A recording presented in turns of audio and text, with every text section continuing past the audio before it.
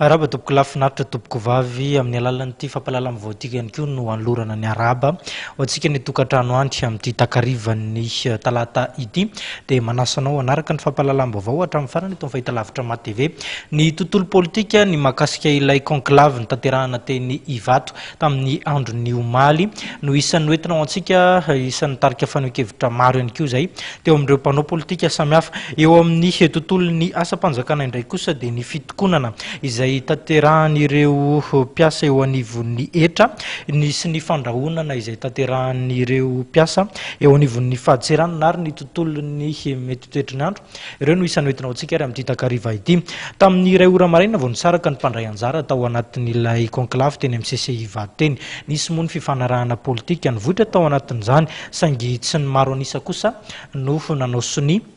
ity fifanarahana politika ity raha ny fanazavana nety ny filohan'ny filan-kevitry ny fampihavanana malagasy na ny FFM dia tsy tokony atao sakana amin'ny irosoana amin'ny fifidianana izao zava-misy izao. Tsy nanao sony ny fifanarahana politika izay mivoaka tamin'ny fionana na ny conclave izay nikarakarain'ny filan-kevitry ny fampihavanana malagasy FFM ny komity mpanaramaso ny fampiarana ny sordalana CSC ary mitandro filaminana ny ankolafy telo dia ny ankolafy Ravalomanana, Zavelbert ary Ratsiraka. Isan'ny nisongadina izany taorian'ny fanambarana nataon'ny Général Rapoto Arsan Sylvain filohan'ny FFM tamin'ny iray ora maraina teny amin'ny CCI Ivato nanao sony kosa ny ankolafy Rajoelina saingy nanao réserve. Le conseil suisse c'était où se met au 100% des farmaronisa nanao sony ary ireo olona reo dia zavasara ny position misy azy ary rehefa fantatra ohatrany mouvance Ratsiraka neka tsy nanao sony ny mouvance Zafy Albert neka tsy nanday anjara amin'reto amin'ny transition ity ary akalatsika na ely no fanambarana nomenangely nataon'ny professeur Zafy Albert fa sy manan'olo izy eo gouvernement amin'ny congrès de transition na ny CST ny mouvance Ravalomanana reny moa zany dia mikasika andramatoa Ravalomanana sarotsy tadiarina voasorona sarotsy taminay ozy izy anao sonia nefa ny candidatenay tsy mavelona ilatsaka ohatsy losikotrazany zany le izy ka tsy manakana ny taolidina anao sonia zay zavatra zay ary arefasana ny tarataka CES raha ohatra tazonina zany le candidatenay tsara ho fantatra fa ny zolo sapatsika zany tsy mbola manana ny fitaovana rehetra manana ny vola rehetra ka manana ny fifidianana kanika tsy maintsy miankina amin'ny amin'ny communauté internationale ireo olona reo dia manana